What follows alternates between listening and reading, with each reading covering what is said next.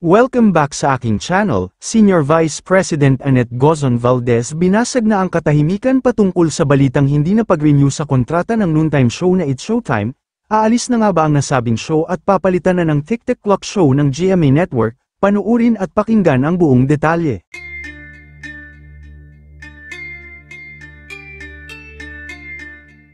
Matapos nang kumalat ang mga spekulasyon patungkol sa magiging kapalaran ng noontime show na It's Showtime ng ABS-CBN sa umano'y napipinto nitong pamamaalam sa GMA Network, ay agad naman naglabas ng pahayag ang Senior Vice President ng GMA Network na si Atty. Gozon Valdez sa pamamagitan ng isang panayam.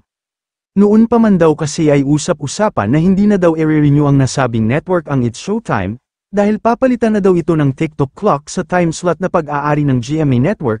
Mas lumakas pa ang usapan na ito dahil itong December kasi ay matatapos na ang kontrata ng It's Showtime.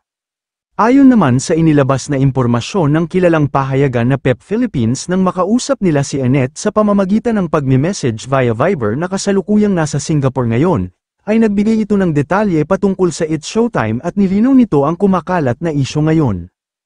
Ayon sa naging paglilinaw ni Gozon, "We are in the process of negotiations now for the renewal of Showtime."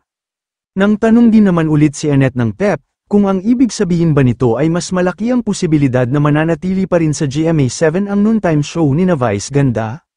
Sinabi niyang, "I do not know who released this info since we are still currently negotiating for Showtime's renewal." Ayon pa kay Annette, sa totoo lang, ang ibang mga taga-TikTok Clock ay sinasabi sa aming mas gusto nila ang kasalukuyan nilang time slot. Ayaw rin nilang ma-pressure ng sobra kung sakaling ililipat sila at ito na ang magiging noontime show ng Kapuso Network. Siyempre hindi nga naman biro ang makakabangga nila at makakasabay sa time slot, dahil andyan ang TVJ na isa sa mga pader na hanggang ngayon ay nananatiling malakas pa rin, na isa rin sa pinakamaraming viewers, supporters at mga sponsors kaya nakaka-pressure nga naman. Samantala, may mga spekulasyon naman na may negotiation daw ang Tape Inc. sa GMA7 na ibalik sa kanila ang noontime time slot, pero ayaw itong sagutin ng President at CEO ng Tape Inc. na si Ms. Malu Chua Fager. Sabi naman ng ilang taga-tape, wala silang alam na may ganoong negosasyon sa GMA7, pero sana totoo raw yun. Well, mukhang false information ang kumakalat ngayon sa social media tungkol sa pag-alis ng noontime show na It's Showtime, dahil kinumpirma na ni Atty. Annette Gozon na may negosasyon na nangyayari ngayon sa pagitan nila at ng ABS-CBN. Kayo mga ka-showbiz, anong masasabi nyo sa ating showbiz topic ngayon? Kung may opinion kayo ay magkomento lang kayo sa aking comment section.